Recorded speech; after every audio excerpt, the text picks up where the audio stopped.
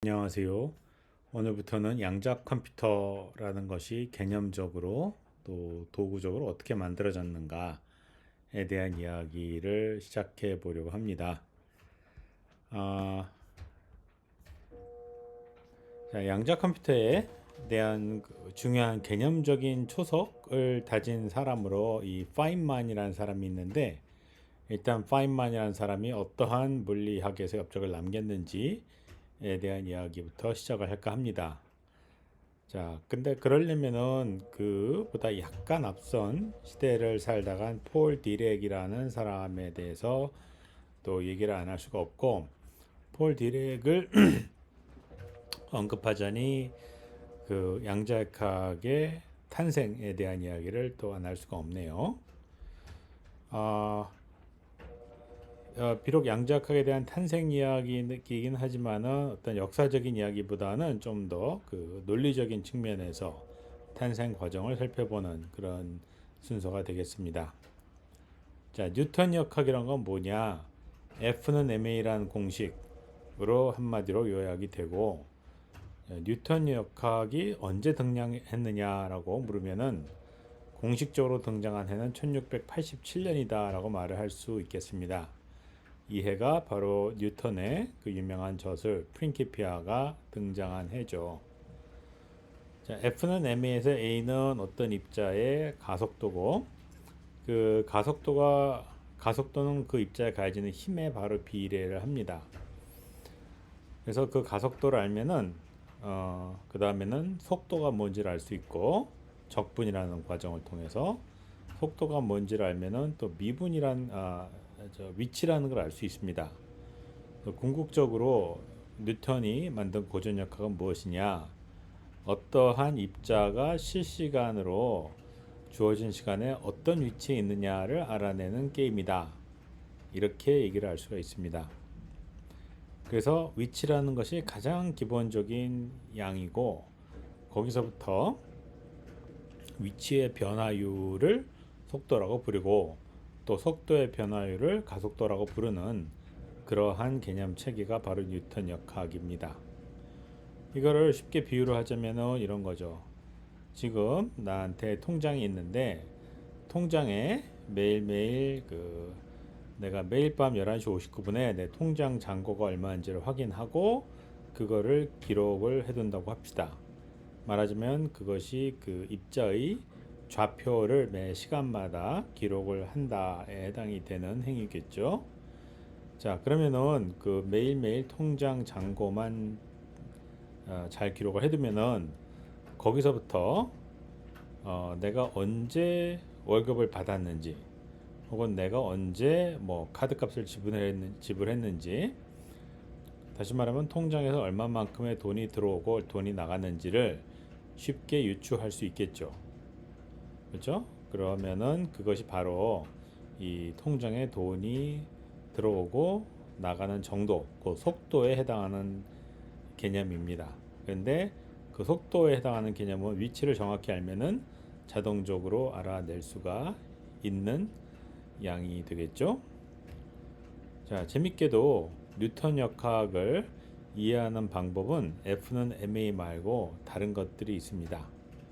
자, 그 중에서 이 라그랑지라는 사람이 만든 새로운 역학 체계가 있는데, 뉴턴 역학을 이해하는 전혀 새로운 방법이다, 이렇게 이해를 할 수가 있습니다.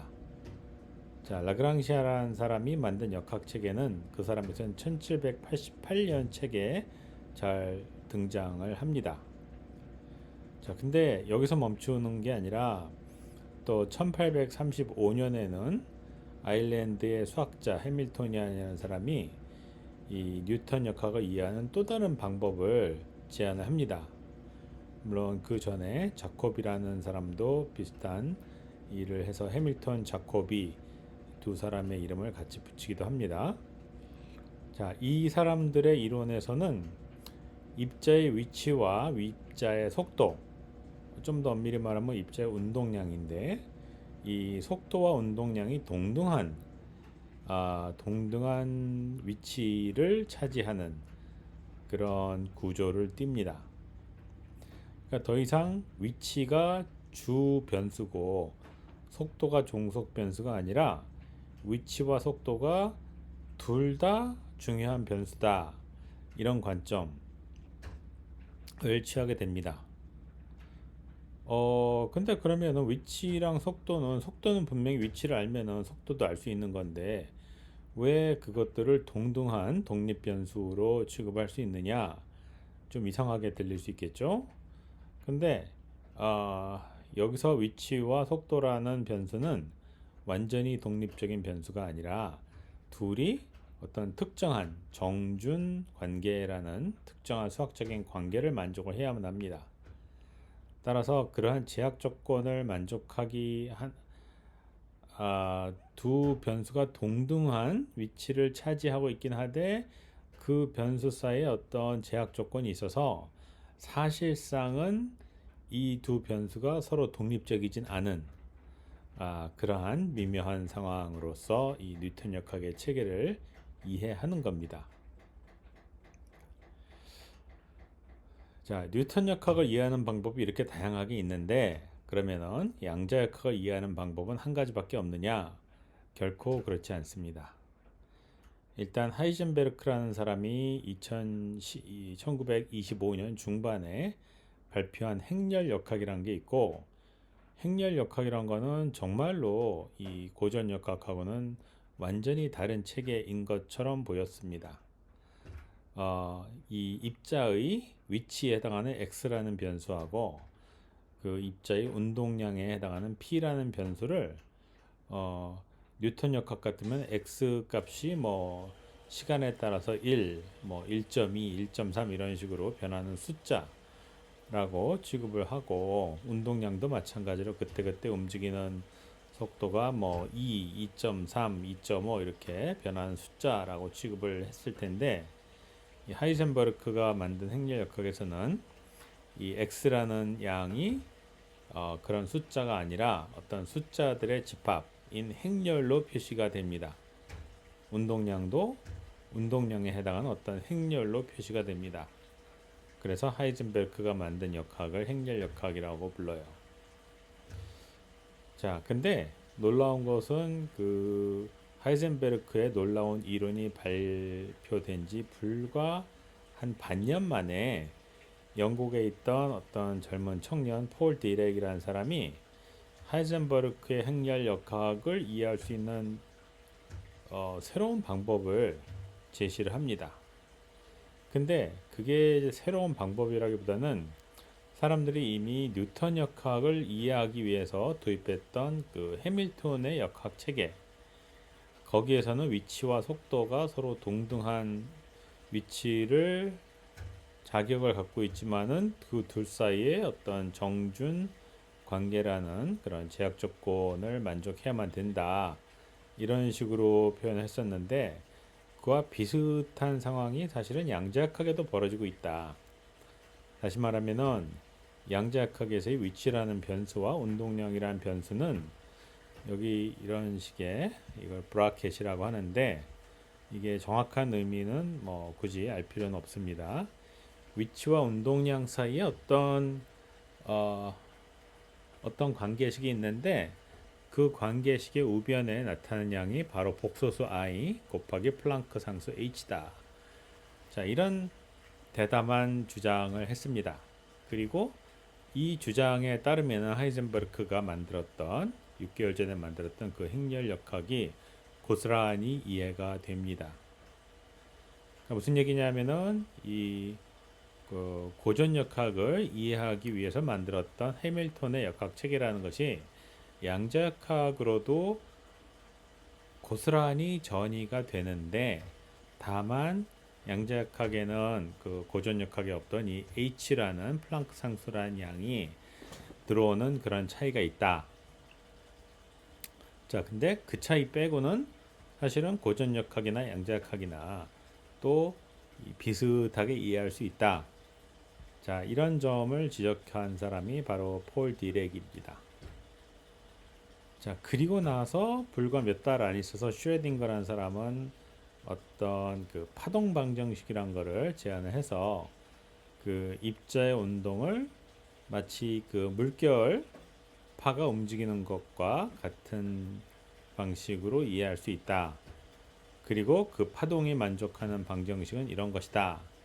라는 것을 제안하고 그 제안을 통해서 이 수소 원자의 에너지 준위 문제 이런 것들이 깔끔하게 풀리더라. 라는 것까지도 보입니다. 자, 이 하이젠베르크, 디렉, 슈레딩거의 이론이 나온 간격을 보면은 채 1년이 안 됩니다. 굉장히 놀라운 속도였죠.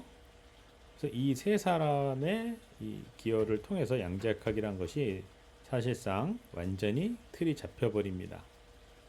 그래서 요 세 사람이 동시에 같은 해에 노벨 물리학상을 수상하게 됐고, 그 이유는 당연히도 양자역학을 만든 공로였습니다.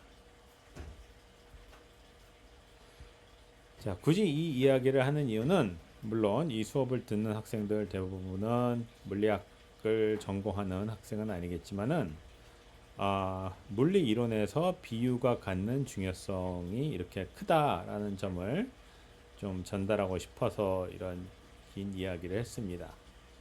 양자 세계라는 것은 이 뉴턴 역학이 지배하는 고전 물리학의 세계와는 완전히 다른 것 같지만은, 그러면은 완전히 다른 세계에 대한 이론을 어떻게 만들 수 있을 것이냐, 새로운 이론 체계를 과연 어떻게 구성할 수 있을 것이냐, 이런 질문, 이런 호기심이 생기죠. 자, 그랬을 때 이 사람들이 취했던 방식이 뭐였느냐? 사실은 비유에 대단히 많은 의존을 했습니다.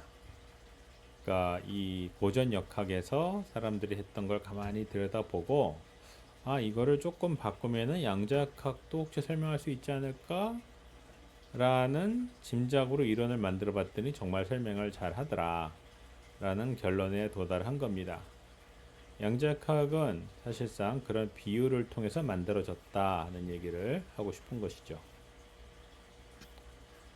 근데 여기 보면은 뉴턴 역학을 이해하는 방법 중에 라그랑지의 방법이란 게 있다 라고 했었죠. 라그랑지의 방식은 뭐냐? 최적화 원리입니다. 자, 최적화 원리가 뭔지를 간단하게 비유를 통해서 설명을 해볼게요. 자, 내가 이 물건을 들고 여러 도시를 돌아다니면서 그걸 소비자들한테 파는 웹판원이라고 합시다. 자, 내가 돌아다녀야 될 도시는 30군데예요. 편의상 서울에서 출발해서 부산까지 가야 된다고 해봅시다. 자, 근데 그 중에 내가 도중에 들러야 될 도시가 한 30곳쯤 있어요. 자, 그럼 30곳을 어떤 순서로 방문을 해야 나한테 가장 유리할 것이냐? 다시 말하면은 이 30개의 도시를 어떤 순서로 방문해야 내가 원하는 목적을 가장 효과적으로 달성할 수 있느냐 하는 그런 최적화 문제가 되죠. 자, 근데 이 가만히 생각해 보니까 이 30개 순서를 도시를 뭐 이러이러한 순서로 저 KTX 타고 택시 타고 이렇게 이동하면 제일 빠르겠다. 자, 그런 답을 얻었다고 해봅시다. 자, 그거는 이동하는데 걸리는 시간을 최적화하는 그런 답이 되겠죠. 자, 근데 이 웹판원한테는 돈이 무한정 많은 게 아닙니다. 그래서 돈을 많이 써서 시간을 최적화하는 것이 꼭 그 사람한테 가장 유리한 답은 아니게 되죠. 그러면은 시간 대신 거리를 최소화시켜보자. 그러니까 내가 30개의 도시를 방문할 때 A라는 도시부터 B라는 도시까지 가는 거리 더하기 B에서 C라는 도시까지 가는 거리, 이런 거리를 다 합산했을 때의 총 거리가 가장 짧게끔 한번 해보자.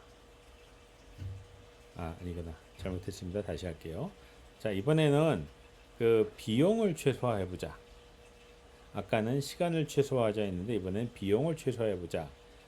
자, 비용을 최소화하려면은 어디는 걷고 어디는 지하철 타고 어디는 뭐 시외버스 타고 이런 식으로 가다 보면은 비용은 분명 절감이 되겠죠. 하지만은 시간은 늘어날 겁니다. 근데 그 또한 웹판원한테는 꼭 이상적인 상황은 아니겠죠. 자, 그러면은 결국은 어떻게 해야 되느냐? 타협을 해야 됩니다. 이, 이 서울부터 부산까지 이동하는데 걸리는 총 시간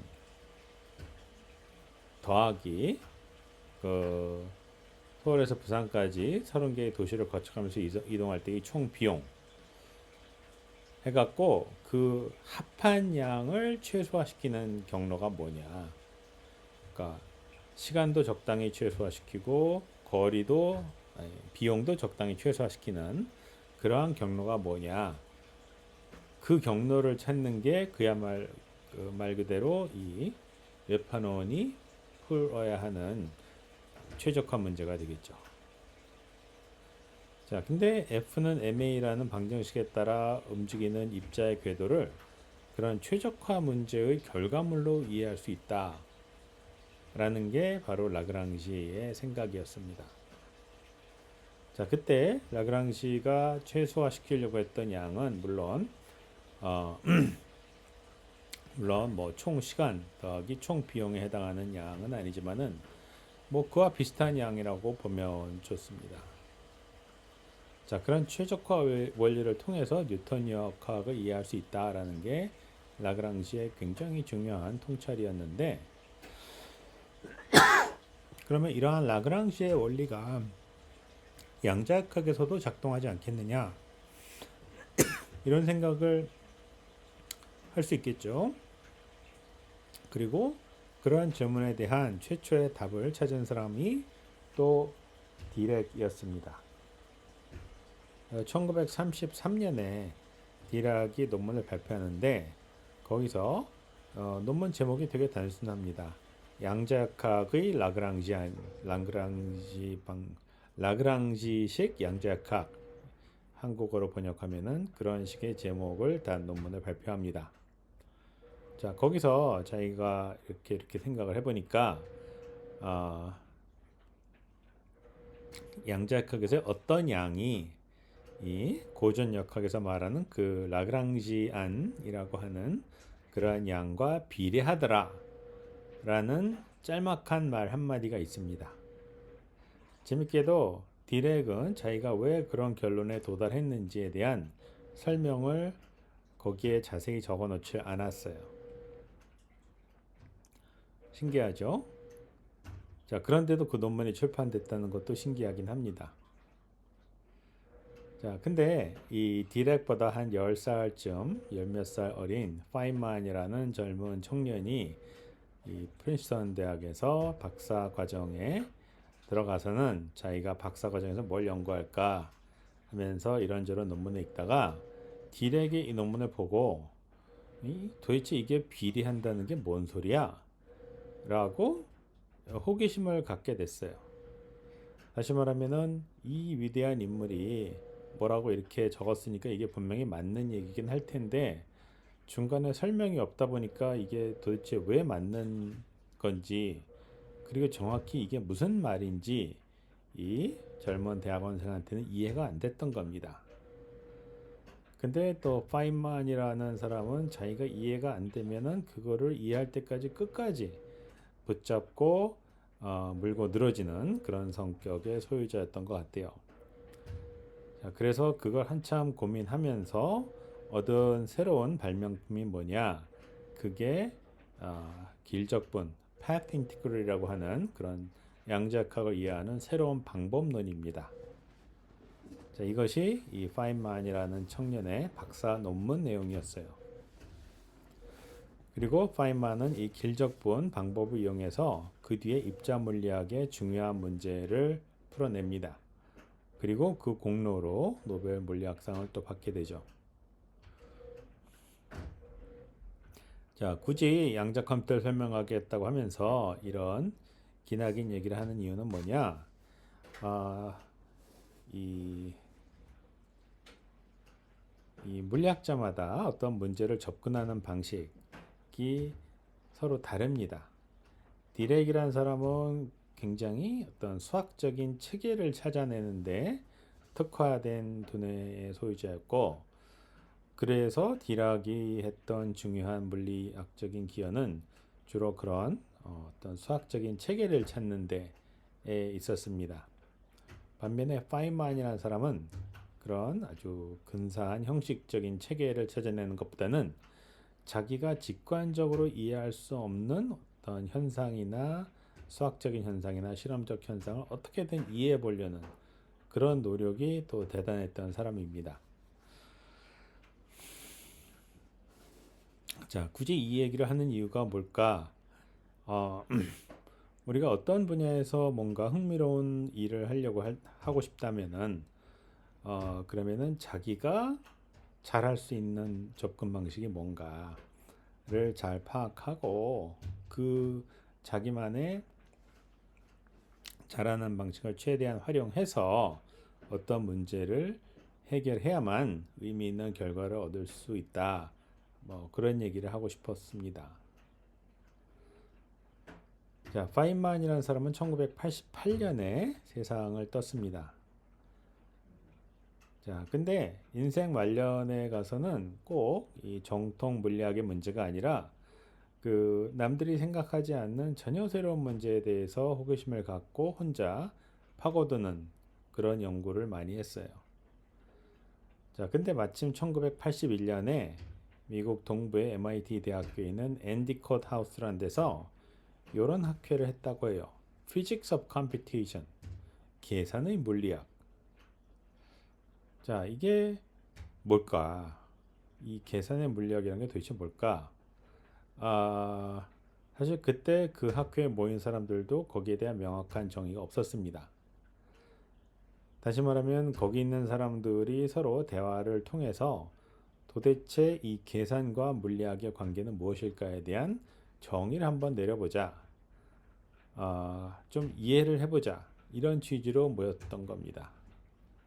그때 참석했던 사람들 중에 많은 사람들이 이 소위 말하는 양자 컴퓨터의 아주 기초 이론을 다지는데 중요한 역할을 하게 됩니다. 자, 그 중에는 파인만도 있었는데 파인만의 강연 내용을 그 다음 해에 논문으로 출판한 것이 제목이 Simulating Physics with Computers라는 거였습니다. 자, 이거는 어떤 구체적인 수학 이론을 정리해서 발표했다기보다는 이 본인의 사상을 쭉 설파한 굉장히 대중적인 강연에 가까운 내용이었어요. 자, 근데 여기서 이 파인만이 생각했던 것이 뭐냐를 이해하는 게 왜 양자 컴퓨터가 필요했던가. 그 당시 1980년이면 45년 전인데 그 당시 사람들은 왜 양자 컴퓨터에 대한 필요성을 느꼈을까에 대한 이해를 돕는데 도움이 됩니다. 45년 전에 파인만이 어떤 생각을 했는가를 이해를 하면은 자, 예를 한번 들어보겠습니다. 우리가 풀고자 하는 양자 문제 중에 가령 이런 게 있다고 칩시다. 양자역학적으로 거동하는 입자를 편의상 양자 구슬이라고 부르겠습니다. 자, 그러면은 양자 구슬이 들어갈 수 있는 방이 n개가 있다고 해봐요. 그리고 각 양자 구슬은 그 방에 하나가 들어가면은 다른 양자 구슬은 못 들어간다라고 합시다. 그러면은 모든 방에는 입자가 하나도 없든지 아니면 하나만 있든지 둘 중에 하나 선택을 하게 되겠죠. 자, 그리고 이 입자와 입자들 사이에는 서로 뭐 밀거나 당기거나 하는 상호작용이 있다고 합시다. 자, 그럼 그런 상황에 해당하는 슈레딩거 방정식을 풀면은 과연 입자들이 이 n개의 방을 어떤 식으로 차지하게 될지 그 입자 분포에 대한 답을 얻어낼 수 있겠죠. 근데 여기서 발생한 한 가지 문제가 있습니다.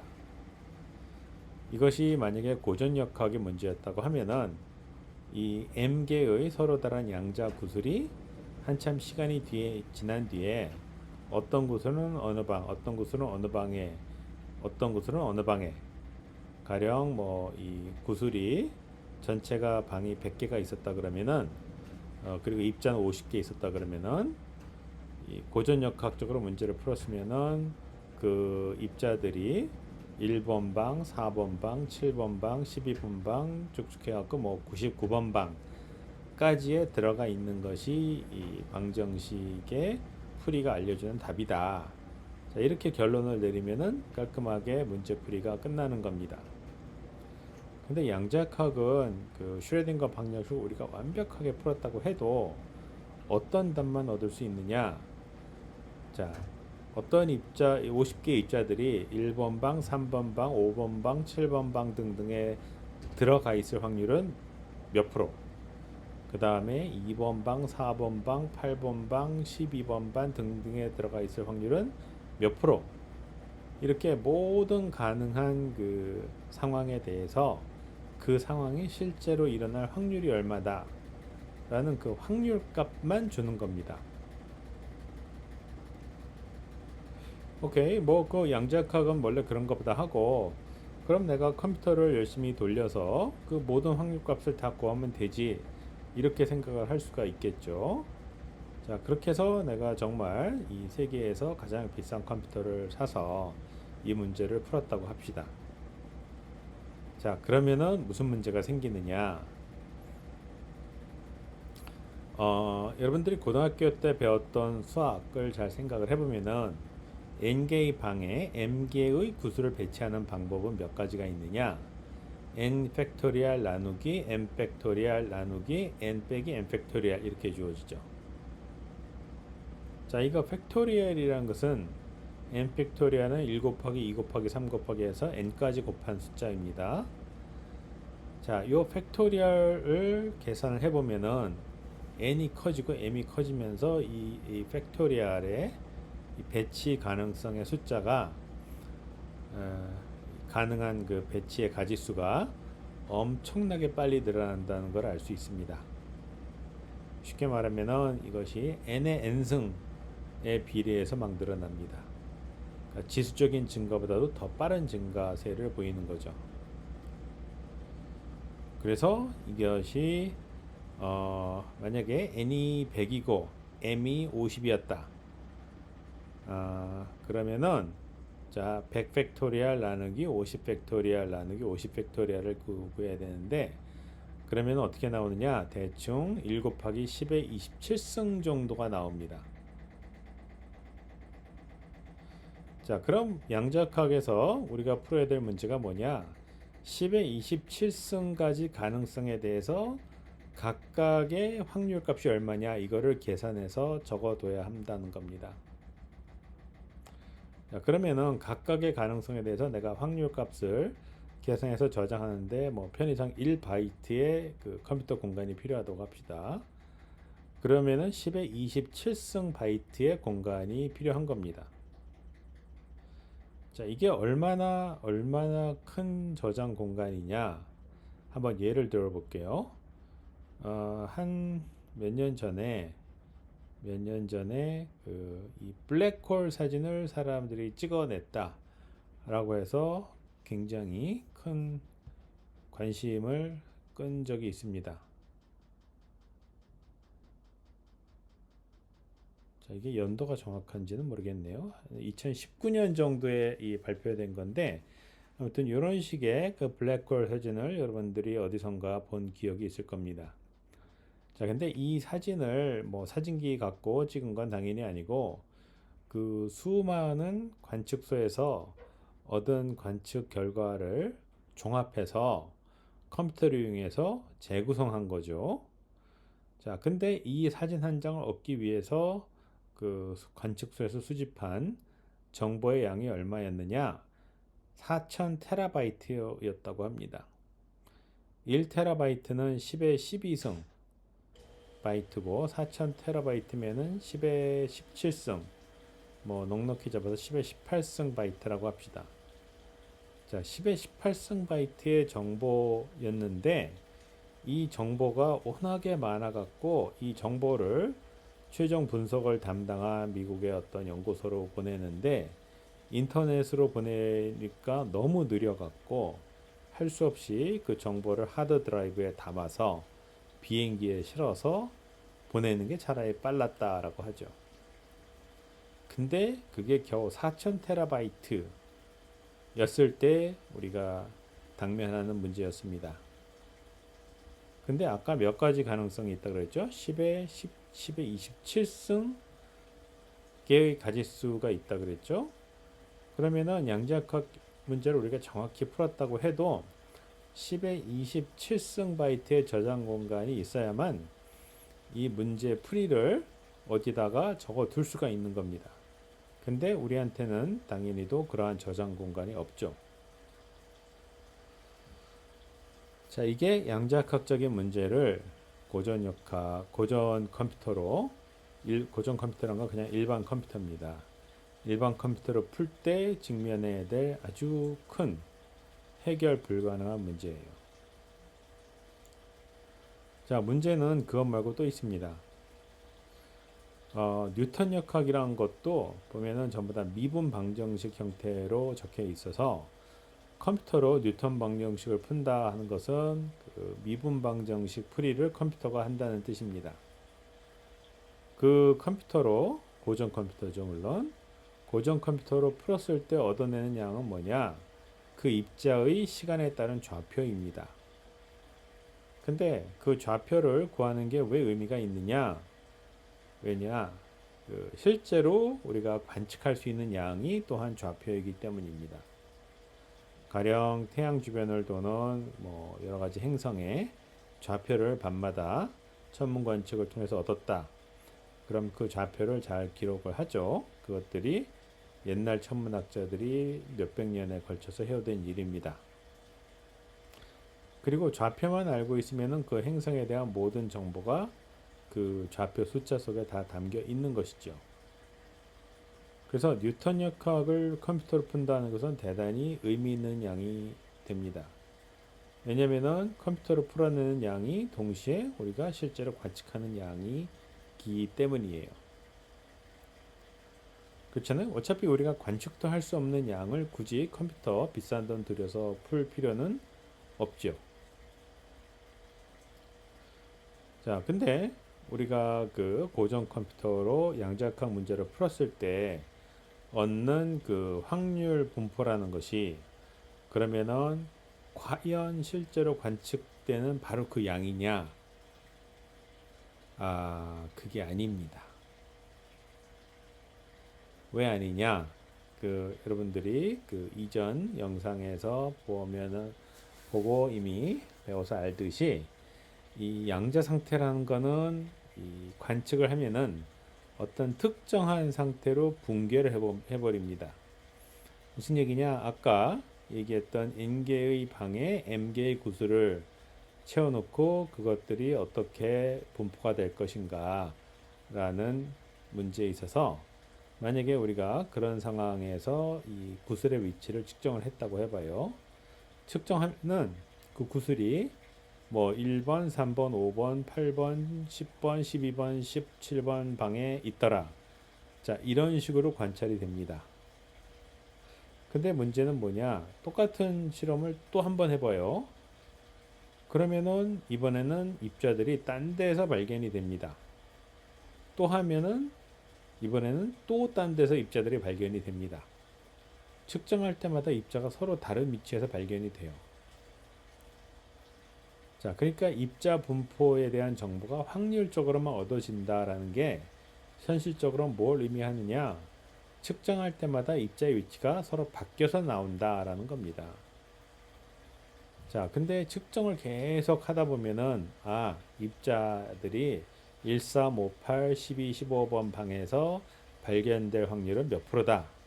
자, 이런 통계 값이 나오겠죠.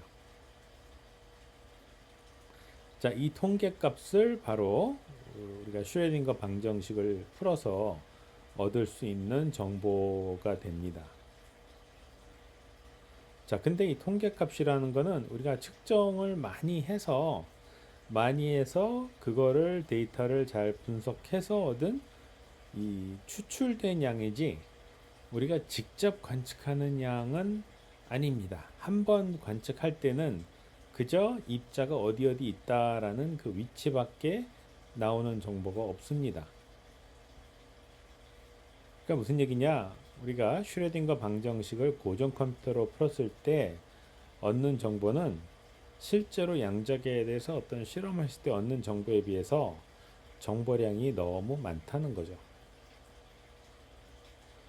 그렇게 불필요한 계산을 하기 때문에 나중에 저장 공간도 너무 많아지고 그래서 감당할 수 없는 계산이 돼버린다라는 겁니다. 그러면은 이런 식으로 컴퓨터를 돌리지 말고 아예 좀 새로운 종류의 컴퓨터를 만들어서 실제로 양자계가 거동하는 것처럼 거동하는 혹은 계산을 하는 그런 컴퓨터가 있으면 좋겠다라는 발상을 파인만이 한 겁니다. 자, 이게 무슨 의미냐라는 건 차츰 이 수업을 통해서 더 명확해지길 바라고요. 또 양자 컴퓨터의 필요성을 이런 식으로도 표현할 수가 있겠습니다. 우리가 n개의 큐빗으로 구성된 어떤 양자역학의 문제를 푼다고 합시다. 아까 제가 표현했던 n개의 방이라는 게 n개의 큐빗이라고도 표현할 수가 있어요. 왜냐, 큐빗이란 거는 양극 상태 혹은 이준위 상태를 가리키는 말이죠. 근데 입자가 없으면은 그 방에 없으면은 그 상태를 0이라고 부르고 입자가 그 방에 들어가 있으면은 그 상태를 1이라고 부르면은 정확히 그 방의 상태를 큐빗으로 표현할 수 있지 않겠습니까? 자, 그러니까 n개의 방에 m개의 양자 입자를 집어넣고 그것들의 분포가 뭐냐라고 묻는 문제는 결국 n개짜리 큐빗으로 구성된 어떤 양자각 문제를 풀어라라는 것과 같은 내용이 됩니다. 근데 지금 보셨듯이 n개짜리 큐빗 문제를 정확히 풀려면은 고전적인 컴퓨터로 풀려면은 그때 필요한 바이트 공간이 n에 대해서 지수적으로 혹은 그보다 훨씬 빨리 증가합니다. 자, 이래서 고전 컴퓨터는 양자 문제를 진정한 의미에서 풀 수 없다라는 거죠. 근데 이런 거 말고 진짜로 좋은 컴퓨터가 만약에 만들어진다면은 그때는 컴퓨터의 용량이 n에 비례해서 늘어날 수도 있지 않겠느냐? 혹은 n에 비례해서 계산 용량이 늘어나는 컴퓨터가 있어야만 우리가 원하는 n개 큐빗짜리 양자 다체계의 계산을 할 수 있지 않겠느냐? 자, 이런 생각을 한 겁니다. 그래서 우리한테 새로운 종류의 컴퓨터가 필요하다 라고 생각을 했고 거기에 대한 아주 기초적인 이론을 1985년에 만들고 그 다음에 88년에는 세상을 떴습니다.